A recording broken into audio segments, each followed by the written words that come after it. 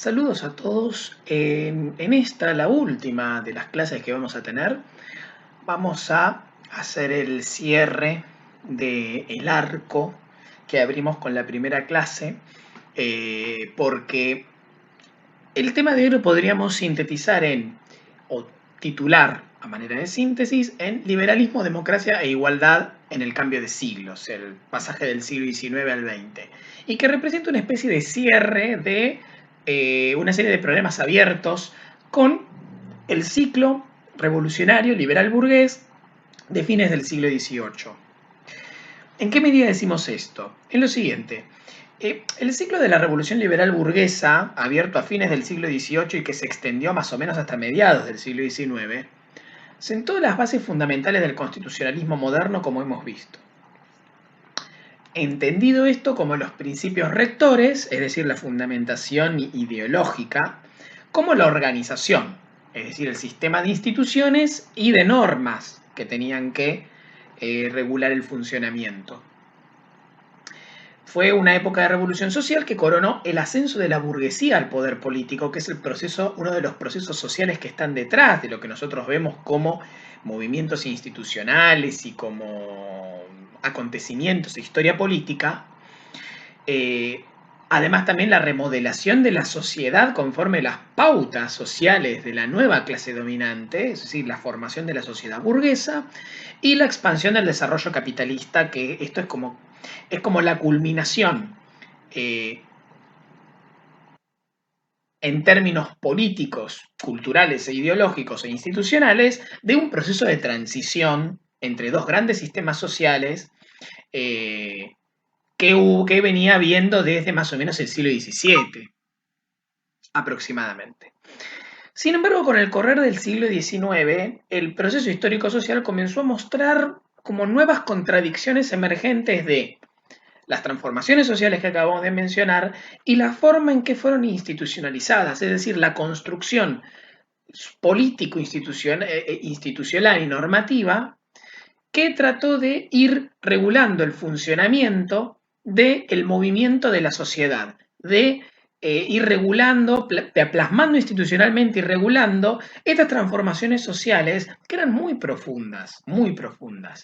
Algo de esto vimos en la primera clase cuando tocamos la cuestión del constitucionalismo moderno, poniendo en relación los cambios que generó la Revolución Francesa con la situación de la cual se venía, que era el antiguo régimen. Es una ruptura social e histórica muy importante. Eh, la construcción de nuevas instituciones que tienen que responder a problemas inéditos no es fácil.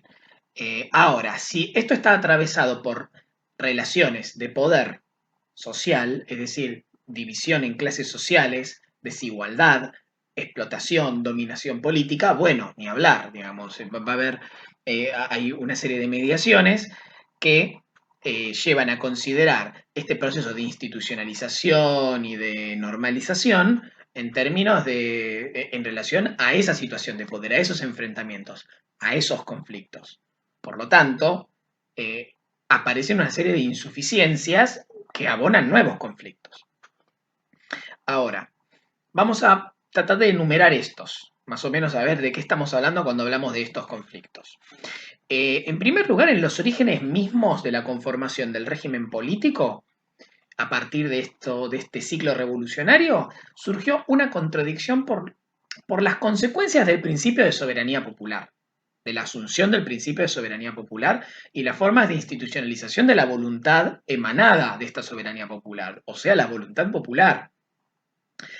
¿Qué pasaba? La nueva clase dominante, la burguesía, por supuesto, empezó a sentir temor por las consecuencias que el desenvolvimiento pleno de la voluntad popular podía tener sobre los equilibrios institucionales y sobre todo el derecho de propiedad privada, ¿no? Que era como una de las columnas vertebrales del constitucionalismo moderno y del sistema institucional y legal que se estaba estableciendo. Eh, Todo esto, por supuesto, dio lugar a una contradicción entre liberalismo y, por lo tanto, individualismo, ¿no? Esta centralidad puesta en el individuo y su propiedad, Y democracia, contradicción entre liberalismo y democracia. Democracia asociado más a la igualdad, y una igualdad más integral, no solo la igualdad ante la ley, ¿no? Y esto se reflejó, como hemos podido ver, cuando vimos la revolución de independencia y el proceso constitucional estadounidense, por ejemplo, también cuando vimos el proceso constituyente en España, a través de la Asamblea de Cádiz. Esto se vio reflejado, por ejemplo, en la distinción entre derechos civiles y derechos políticos, donde los derechos civiles, que incluían, por ejemplo, la propiedad privada, sí eran generales, ¿no? Sí eran de asignación a todos los ciudadanos. Sin embargo, los derechos políticos no. Los derechos políticos tenían que atravesar una serie de filtros que tenían que ver con la supuesta necesidad de evitar la dictadura de las mayorías, el avasallamiento de los derechos individuales o de las minorías políticas, ¿no? No las minorías como lo entendemos ahora, sino las minorías a nivel político. La necesidad de defender la propiedad de los abusos que podía tener las decisiones emanadas de la voluntad popular, la necesidad de mantener equilibrios políticos, de que se mantuviera la separación de los poderes, etcétera. Bueno, todas eran excusas para decir, bueno, una cosa es tener derechos civiles, que eso es para todos, y otra cosa son los derechos políticos, donde hay que tener cuidado con el equilibrio institucional, ¿no? Y con la estabilidad política y con los riesgos que puede tener el avance de las mayorías, el avance imparable de las mayorías. Todo en realidad eran excusas para justificar que en lugar de que la igualdad de todos se plasmara en la participación en el sistema político, esa igualdad se quedara solamente en el reconocimiento de todos como individuos iguales ante la ley, pero a nivel político había gente que era, o sujetos que eran más iguales que otros, ¿no? De esta manera se terminan generalizando regímenes oligárquicos donde la clase dominante logra concentrar el sistema de toma de decisiones eh, y por lo tanto el control del sistema político, con exclusión de una mayoría a la cual habría más o menos el juego según las coyunturas, las necesidades y demás. Y por supuesto, de esta manera garantizaba que ningún avance a nivel político y legal iba a afectar sus intereses sociales, sobre todo los ligados a la propiedad privada, relación fundamental en el sistema capitalista. Siguiente.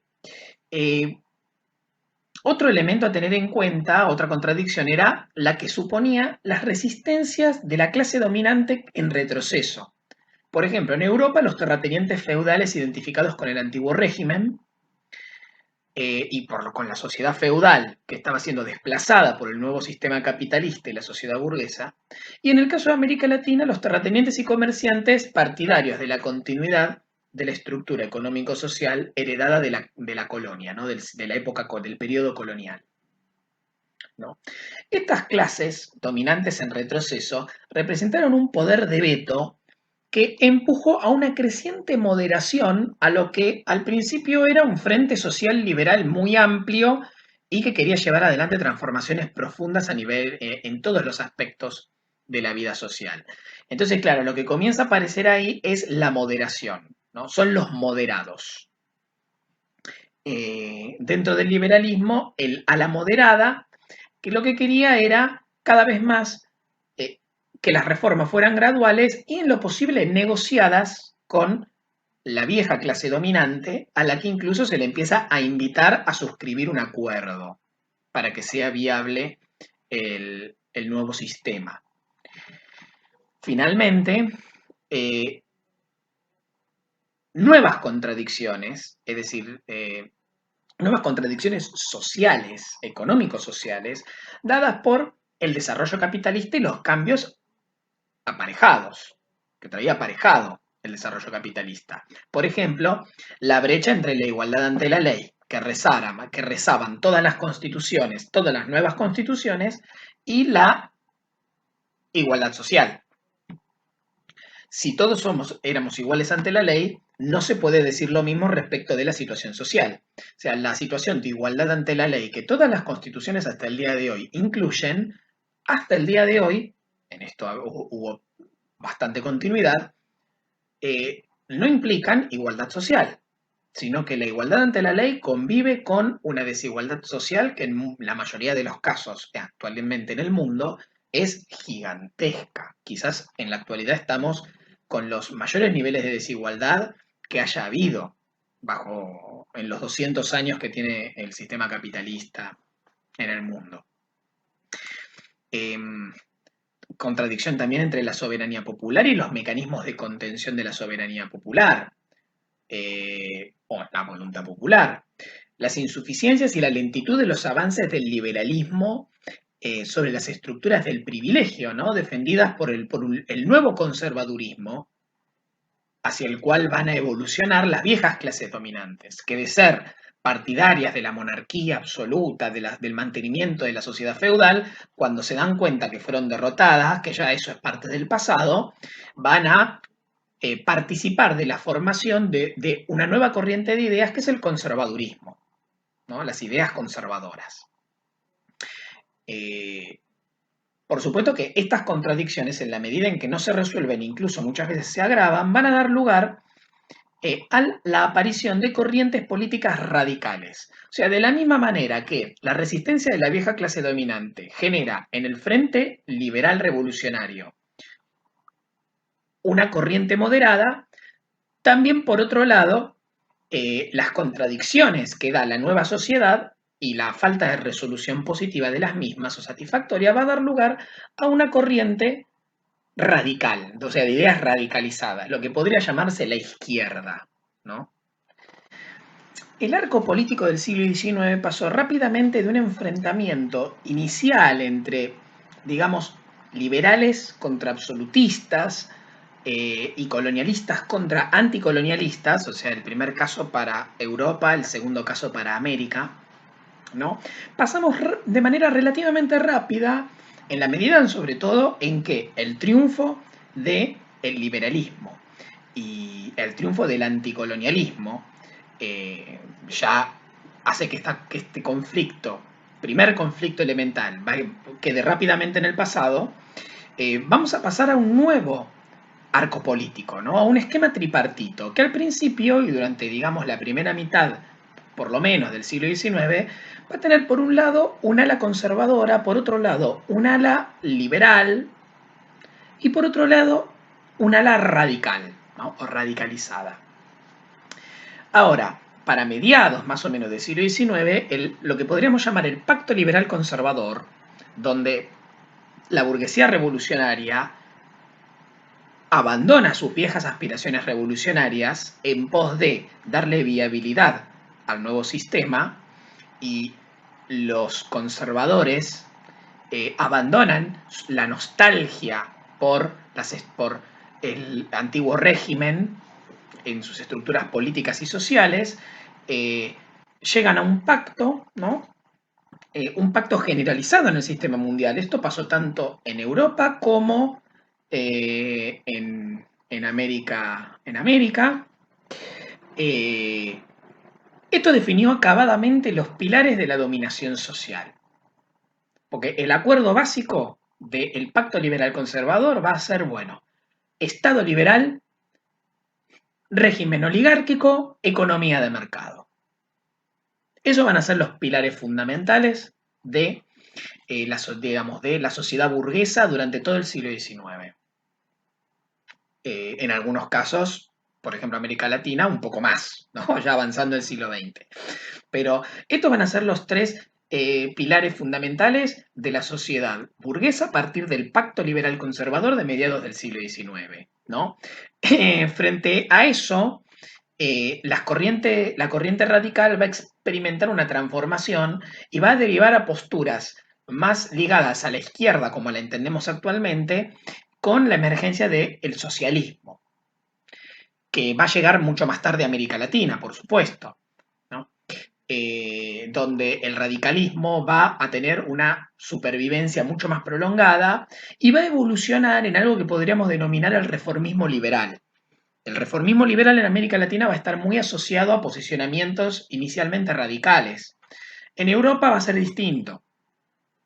Eh, por ejemplo, un caso de convergencia entre la idea de radicalismo y el reformismo liberal es nuestro propio partido radical, el de Argentina, la Unión Cívica Radical, digamos, tiene que ver con esta idea de que llevar el liberalismo hasta sus últimas consecuencias es una postura progresista.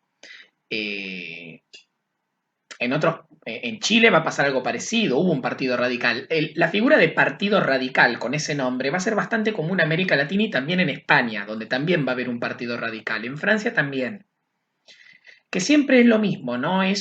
Son partidos de una base fundamental en las clases medias, con un pensamiento liberal doctrinario y consecuente, eh, que empieza a denunciar las insuficiencias de la revolución liberal burguesa. Esto no lo hicimos, o sea, y transformamos muchas cosas, pero quedaron un montón pendientes y de alguna manera el privilegio de las viejas clases dominantes se mantiene bajo nuevas formas, ¿no? Bien, la segunda mitad del siglo XIX presentó la agudización de los conflictos sociales generados por un progreso material global que era constante, o sea, la economía crece sin cesar, el sistema capitalista se expande a nivel mundial, incluso llega a continentes, digamos, el sistema capitalista logra ser verdaderamente mundial, llega a todos los rincones del planeta.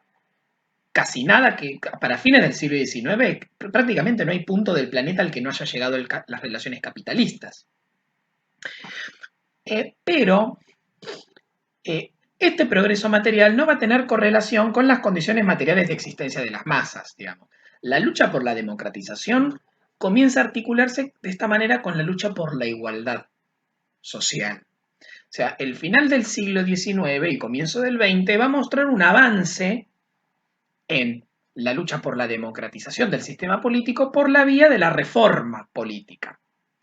Más rezagada va a quedar la lucha por la mayor igualdad, donde ahí los que van a tomar esta bandera van a ser las corrientes socialistas, que a partir de la estrategia para llevar adelante o para alcanzar la igualdad y el cambio social, van a tener un debate interno que con la Revolución Rusa de 1917 se va a convertir definitivamente en un cisma, en una división irreversible, que es, por un lado, la socialdemocracia o los partidarios de la reforma gradual, para transformar la sociedad, y el comunismo, ¿no? Partidarios de la ruptura, es decir, de la revolución violenta, para poder llevar adelante una transformación acelerada de la sociedad y alcanzar la igualdad, ¿no? Reforma, socialdemocracia, comunismo, reforma y revolución van a quedar separados definitivamente. Finalmente, el proceso de legitimación del Estado a través de la construcción de identidades nacionales, entendidas por el liberalismo, que es su primer promotor, como religiones cívicas, va a terminar gestando una corriente política que va a tener un gran protagonismo y una gran versatilidad, porque va a articular con todo, con la izquierda, con la derecha, con lo que se les ocurra, va a tener un gran protagonismo en el siglo XX, que es el nacionalismo. Algo que y un tipo de nacionalismo, ¿no? Un nacionalismo esencialista y convertido en un movimiento político autónomo, ¿no? Con respecto al liberalismo, al conservadurismo, etcétera, ¿no? El nacionalismo va a ser uno de los movimientos políticos, una de las corrientes político-ideológicas más importantes del siglo XX. Acá lo mencionamos, no lo vamos a abordar concretamente. Ahora, yendo a América Latina, ¿no? En América Latina el pacto liberal conservador fue fundacional del Estado y la nación por una vía oligárquica y dependiente. La principal expresión del enfrentamiento político en el cambio de siglo fue el conflicto entre el conservadurismo asociado a la dominación oligárquica y un reformismo liberal cuyas manifestaciones correspondieron tanto a partidos opositores como a facciones internas de la misma oligarquía. O sea, a medida que la conflictividad social y los problemas derivados no solo de las insuficiencias, sino también incluso de los éxitos del modelo económico, comenzaban a generar más problemas, más conflictividad y demás, hay sectores de la misma oligarquía que se preocupaban, que decían, bueno, acá habría que cambiar algunas cosas porque hay problemas que no estamos pudiendo resolver. Y si no hacemos algún tipo de apertura, si no hacemos algún tipo de concesión a nivel político y a nivel social, nos vamos a quedar cada vez más solos y yo no sé cuánto tiempo se sostiene esto. El planteo general del reformismo liberal era que el sistema político necesitaba fortalecer sus bases sociales mediante una reforma política, o sea, fundamentalmente electoral, que promoviera la postergada democratización del sistema y el cierre de la brecha entre el progreso material y el régimen político, recuperando así el programa original del constitucionalismo moderno, ¿no? Con digamos, la igualdad plena ante la ley, también en los derechos políticos. O sea, no había un cuestionamiento del modelo económico, ¿no? Cuyo éxito era indiscutible para buena parte, para toda la clase dominante. Acá el problema para ellos no era económico y social, el problema era político y consistía en que la voluntad popular no terminaba de expresarse plenamente. Y esto era evidente en el caso del sufragio, ¿no? O, o podían votar pocos legalmente o legalmente podían votar todos, pero lo que había era fraude, entonces mecanismos ilegales para que la voluntad popular no se expresara. Entonces, bueno, ¿qué había que hacer? Bueno, hay que democratizar. Tienen que tener todos la posibilidad de votar y las elecciones tienen que ser transparentes. De esa manera vamos a tener un sistema, vamos a devolverle legitimidad al sistema político. Y con eso, bueno, todos los problemas sociales podrán expresarse a través de canales institucionales y veremos cómo lo resolvemos. Pero el principal problema hoy es que la voluntad popular no se puede expresar. Ese es como el diagnóstico del reformismo liberal. Ahora, el reformismo liberal tenía dos problemas. Por un lado, el poder de veto del conservadurismo. O sea, los sectores conservadores eran muy celosos de los equilibrios que la dominación oligárquica había mantenido, ¿no? Y que en caso de apertura ellos creían que si había más apertura a la participación de las masas, esos equilibrios se iban a alterar de manera decisiva y no iban a tener contención suficiente, que podía haber desbordes. Si dejamos que las masas irrumpan, ya después no las paramos más. Entonces, para eso nos quedamos con lo que tenemos. Y a partir de ahí los conservadores vetaban todas las decisiones que entendían que eran una profundización inaceptable por parte de los sectores más liberales. Y después, bueno, el otro problema que tenía el reformismo liberal es que no daba con el problema de la contradicción entre liberalismo e igualdad social, que era un problema tanto conceptual, porque, digamos, el liberalismo se posiciona desde el desarrollo del individuo y el pluralismo. Y la igualdad se posiciona siempre desde el bienestar de la comunidad, la armonía y la visión de totalidad, antes que la visión del individuo y de la pluralidad, ¿no? O sea, este es un problema conceptual que es imposible de resolver.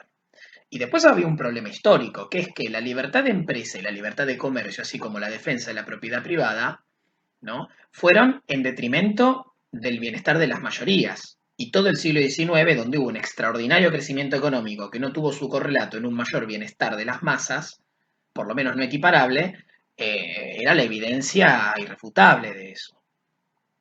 La creciente conflictividad obrera y la influencia de la izquierda en el naciente movimiento obrero, por medio del anarquismo sobre todo, pero también del socialismo, fueron el enfrentamiento subterráneo en el contexto de principios del siglo XX. Detrás del conflicto por la democratización del sistema político estaba el creciente conflicto social al que las clases dominantes no le terminaban de encontrar la vuelta, no terminaban de ponerle el ojo y poder dar con una solución o con algún tipo digamos,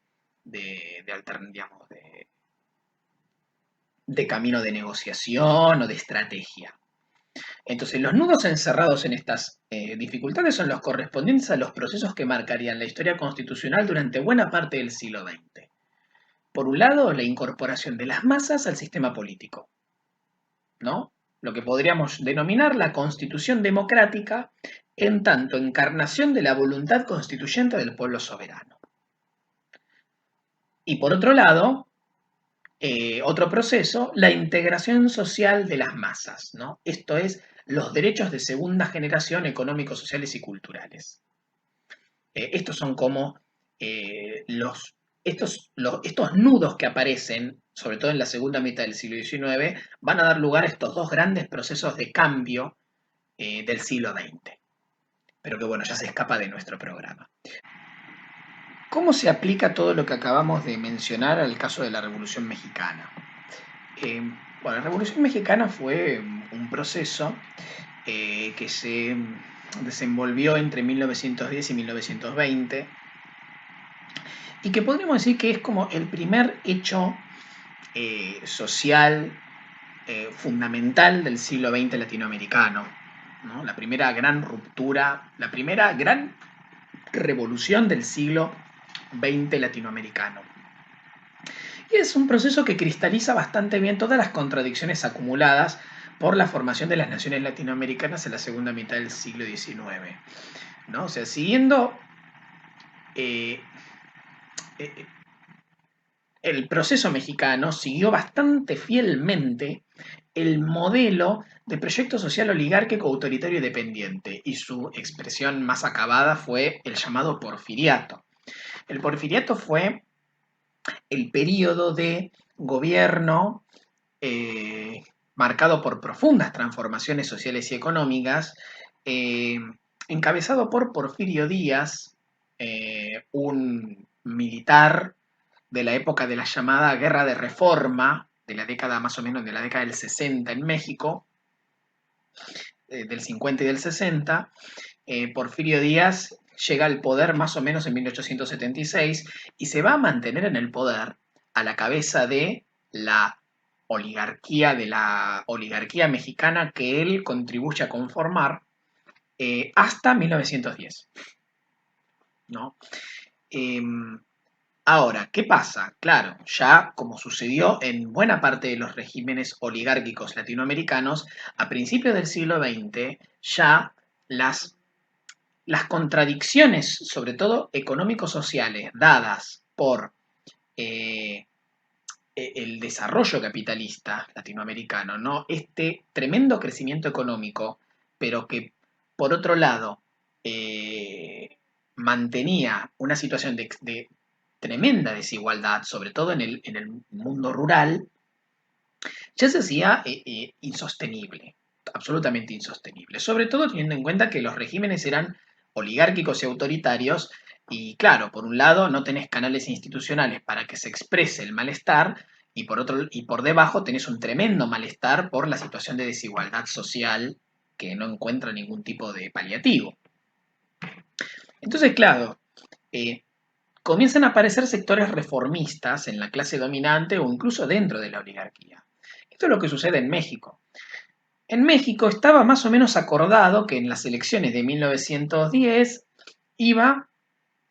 Porfirio Díaz iba a retirar de la política y le iba a dar paso a una nueva generación de dirigentes liberales. Bueno, Porfirio Díaz, defendido por la facción conservadora de la clase dominante, eh, va a cambiar de idea y va a decidir continuar, digamos, seguir. No, me vuelvo a presentar elecciones.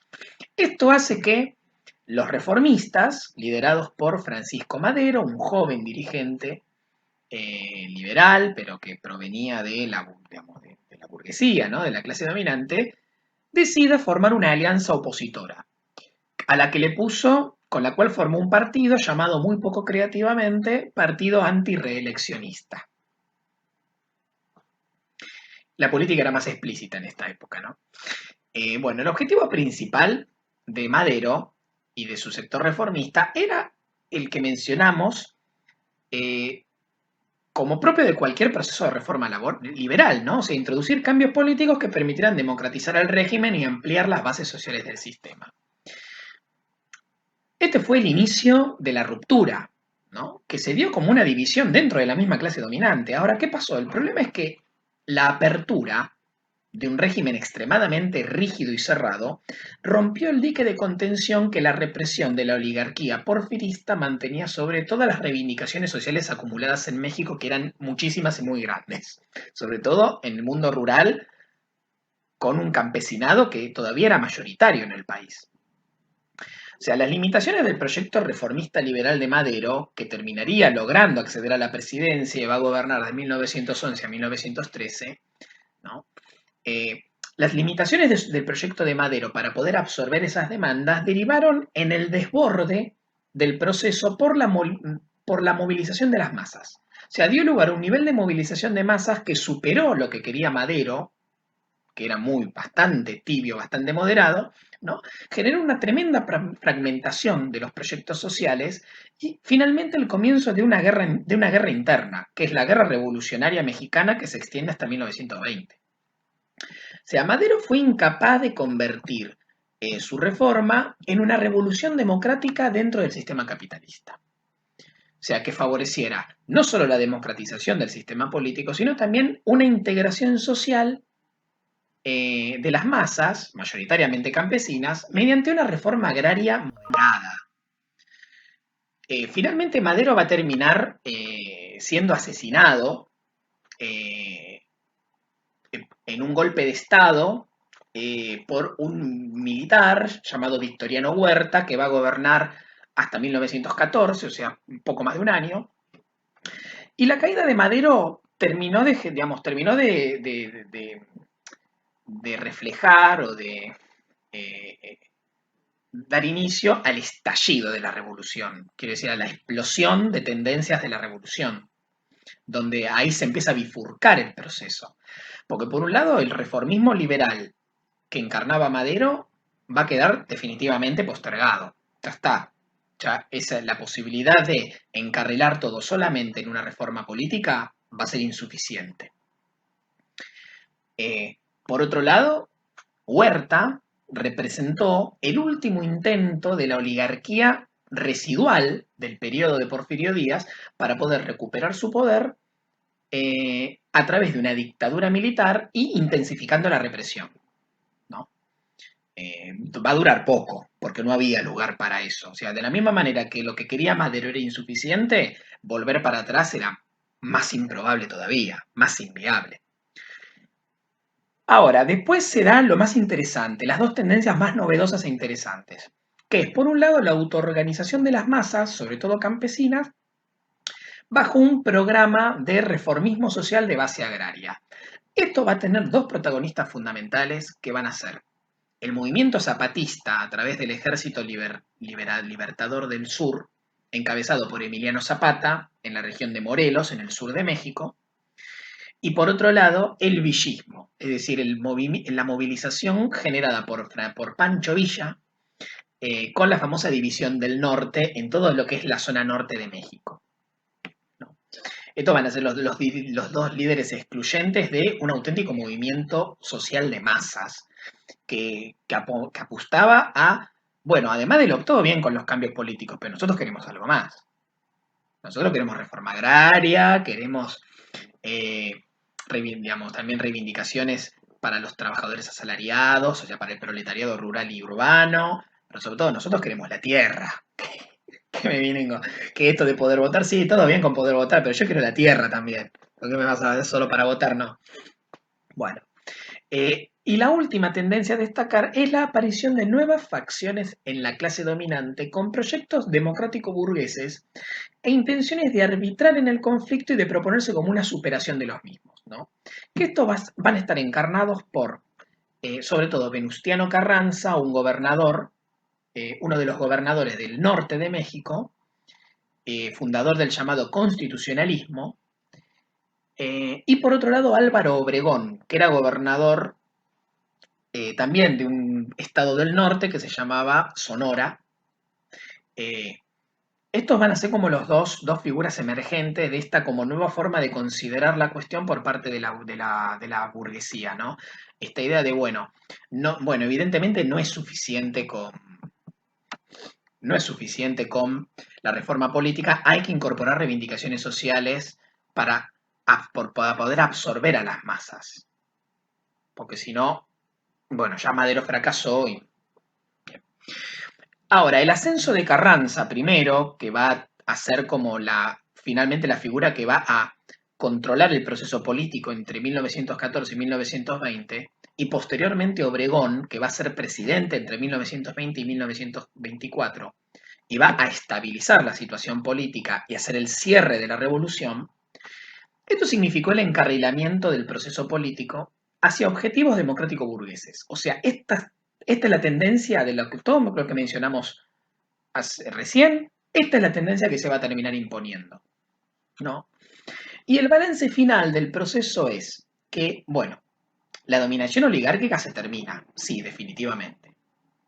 O sea, hay un proceso de destrucción del Estado, ¿no? Y desarticulación de la economía y una reconstrucción del Estado como árbitro y también como cabeza de una reestructuración del capitalismo en México, ¿no? Y una reforma del régimen político que va a ir consolidando una democracia liberal, bajo un nuevo partido dominante que va a terminar siendo el Partido Revolucionario de la Revolución Institucional, el PRI. Por otro lado, vamos a encontrar el ascenso de una nueva dirección política originada en el proceso revolucionario y que por lo tanto va a tener la legitimidad que da haber participado en la revolución y haber sido parte del bando que triunfó, ¿no? Una dirección política que va a tener raíz militar, todos fueron, dirigentes de los brazos armados de las distintas corrientes revolucionarias, y que además su origen es la clase media, la pequeña burguesía, ¿no? Y que van a ir conformando la ideología nacionalista que va a ser dominante en el México del siglo XX, ¿no?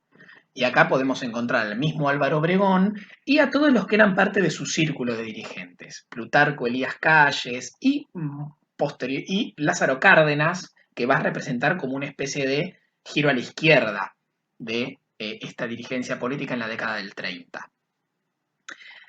Siguiente. Otro elemento, otra parte del balance es la eliminación de la burguesía agraria tradicional, o sea, la burguesía ligada a la vieja oligarquía va a ser prácticamente eliminada, incluso físicamente, y va a ser sustituida por una nueva burguesía conformada desde el Estado a través de el desarrollo industrial y la reforma agraria, siempre dentro del sistema capitalista. Y eso va a ser una línea que va a mantener el Estado mexicano durante todo el siglo XX. El siguiente punto a tener en cuenta es el aislamiento y la represión de los sectores más radicalizados de la revolución, ¿no? Esto se plasmó en el asesinato de Zapata en 1919 y la rendición primero en 1920 y su asesinato en 1923 de Pancho Villa. Y finalmente, último elemento del balance, es la incorporación parcial de las reivindicaciones sociales, tanto obreras como campesinas, incluso con rango constitucional. Si ustedes prestan atención a la Constitución de 1917, van a ver cómo los derechos, la Constitución mexicana es una de las primeras constituciones de América Latina que incorpora los llamados derechos de segunda generación, sobre todo a nivel agrario, pero también a nivel de fomentar la sindicalización y reconocer los derechos de los trabajadores. En esto hay que reconocer que fue de vanguardia, digamos, el caso mexicano, ¿no? Y también, esto va a ser más evidente en la década del 30, la preocupación por la organización corporativa de las clases populares por iniciativa del Estado. Es decir, el Estado promueve la organización en sindicatos, la organización del campesinado en el campo, también a través de la sindicalización, etc. Como cierre podríamos decir que la Revolución Mexicana fue una gran rebelión en la que confrontaron diversos proyectos emergentes de las contradicciones acumuladas por la construcción histórica de la oligarquía mexicana, y que se termina saldando con una revolución democrática conducida por la dirigencia política de una nueva burguesía que termina hegemonizando la sociedad mexicana durante el resto del siglo XX, que va a terminar dando lugar a el dominio de décadas del partido de la Revolución Institucional, el PRI, que va a ser el partido de gobierno de manera aplastante y poco, prácticamente inobjetada, hasta el año 2000, nada menos, que es cuando pierde por primera vez las elecciones. Bueno, con esto cerramos el último tema y la última clase de este ciclo. En adelante tendremos, bueno, foros de consultas y demás. Saludos a todos.